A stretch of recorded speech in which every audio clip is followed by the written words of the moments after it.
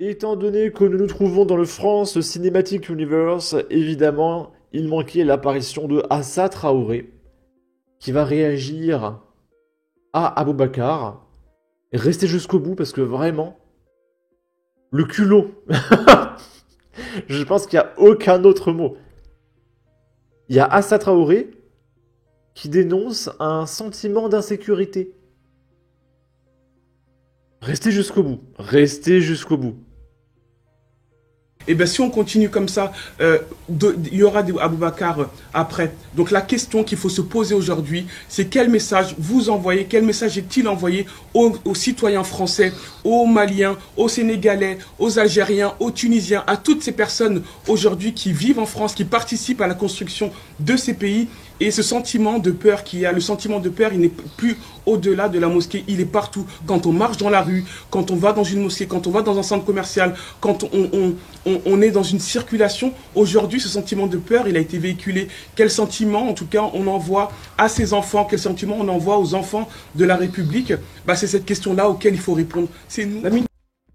Alors c'est marrant, parce que au moment où Assa Traoré prend la parole, il y a le petit Malamine Traoré à Paris, ce multirécidiviste qui a tué 2 policiers en 2018, qui est condamné à 15 ans de prison, dont 10 avec sûreté.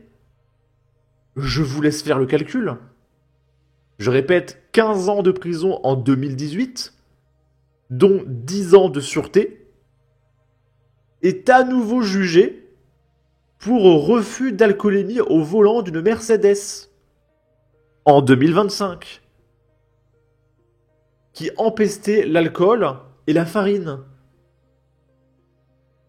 Pourquoi le petit Malamine Traoré il est dehors en 2025 s'il a pris 15 ans en 2018 dont 10 avec sûreté? Parce que oui, la famille Traoré sont très très experts dans le domaine étant donné que 95% de leur famille ont fait de la tôle. Parce que ce sont des dealers, voire des assassins. On va se rappeler de l'affaire en 2018 et après on va regarder plusieurs affaires. Le procès en appel du chauffard ivre condamné à 12 ans de prison par les assises de Paris pour avoir tué 2 policiers en percutant leur véhicule sur le périphérique parisien s'est ouvert aujourd'hui devant les assises du Val-de-Marne à Créteil. Les faits remontent à 2013. Malamine Traoré, aujourd'hui 26 ans, rentre de discothèque. Et du coup, je pense comprendre, c'est qu'en fait, vu qu'on a un pays de merde, regardez, son audience a eu lieu en 2016, il a fallu 3 ans pour le juger, mais il a dû être condamné à 10 ans, mais depuis 2013, même si le procès a eu lieu en 2016. Donc du coup, il a dû sortir en 2023.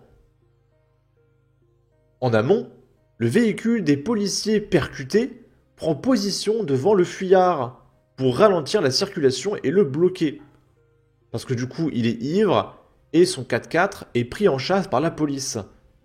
Dans sa course à 150 km/h sur le périphérique, ce multirécidiviste, déjà à l'époque, qui totalise 10 condamnations dont 7 pour conduite sans permis, en 2013. Souvent en état d'ivresse, évite 2 véhicules de police avant de percuter le troisième. 2 policiers de 32 et 40 ans sont tués sur le coup, un troisième est grièvement blessé. À l'audience en 2016, l'avocat général avait défendu la thèse d'un acte volontaire, retenu par la cour d'assises et requiert 17 ans de prison. Si mes réquisitions sont aussi lourdes, presque inhabituelles, c'est aussi parce que les victimes sont des policiers qui sont là pour nous protéger, avait-il aussi dit, avant de faire appel de la condamnation en première instance.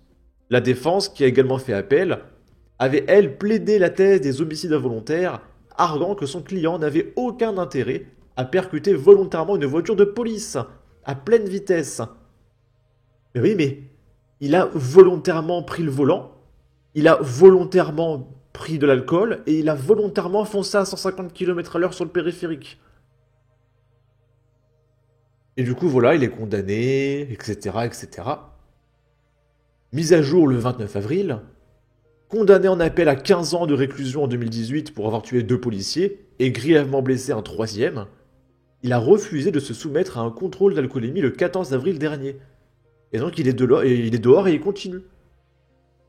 Et il va très probablement tuer de nouvelles personnes. C'est obligatoire. C'est dans le sang de cette famille. Hein. Cette famille, vraiment, elle est maléfique. Elle est démoniaque, cette famille. Hein. Et du coup, il y a un mec qui répond l'insécurité en question. Échantillon des condamnations sur la famille Traoré. Je rappelle qu'il y a déjà des membres de la famille Traoré qui se sont présentés à des élections municipales. Je vous garantis, mais vraiment, que dans les 10-15 ans, il y a un membre de la famille Traoré qui est député de la France Insoumise. C'est obligatoire. Là, peut-être que je vais me tromper, mais il me semble que c'est Youssouf Traoré qui était candidat, là. Il est condamné à 6 mois de prison, dont 3 avec sursis pour outrage et menace de mort sur le policier. Je crois que c'est lui qui s'est présenté, peut-être que je me trompe. Mais il y a un Traoré qui s'est présenté. Dans une liste, celle de Louis Boyard, là. Alors, les condamnations de la famille Traoré. Adama Traoré fait l'objet depuis 2007 de 17 procédures, vol stupéfiant, pointage de son codétenu. Parce que oui, alors qu'il était en tôle, il a menacé son codétenu avec une fourchette pour avoir des faveurs. Yacouba Traoré, condamné à 18 mois de prison ferme pour avoir tabassé celui qui a accusé Adama de pointage, puis 3 ans ferme pour avoir tabassé un chauffeur et brûlé son bus. Samba Traoré, condamné à 4 ans de prison, dont 18 mois avec sursis pour violence avec arme. Bagui Traoré, condamné à 30 mois ferme pour extorsion sur femme vulnérable. Sereine Traoré, condamné à 4 mois ferme pour outrage sur la mer de Beaumont-sur-Oise. Youssouf Traoré, condamné à 6 mois de prison, dont 3 avec sursis, pour outrage et menace de mort sur policier. Assa Traoré fait l'objet de 4 plaintes pour diffamation. Cette famille, c'est l'engeance du mal, hein, vraiment. Et elle vient, sur les plateaux TV, t'expliquer qu'il y a un sentiment d'insécurité.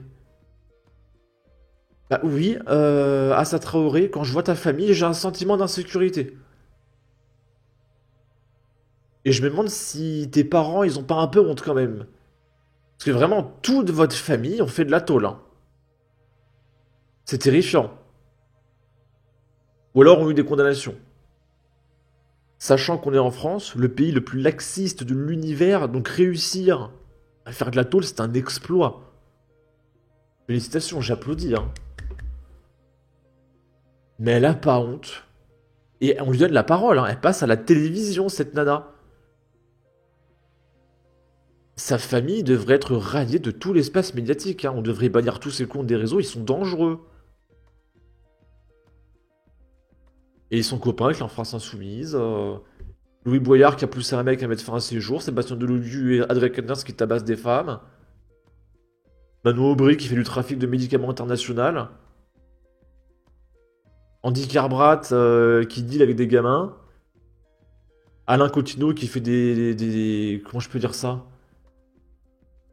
Hein, vous connaissez Alain Coutinho, hein, le mec là avec ses bébés de 4 ans là. Qui faisait des choses. Qu'est-ce que c'est que ce parti politique, hein, vraiment? Bon. Sur ce, n'hésitez pas à donner votre avis, votre opinion, à partager, liker, commenter, ça aidera au référencement de la vidéo sur YouTube. Abonnez-vous, suivez-moi sur Twitter, prenez soin de vous, salut!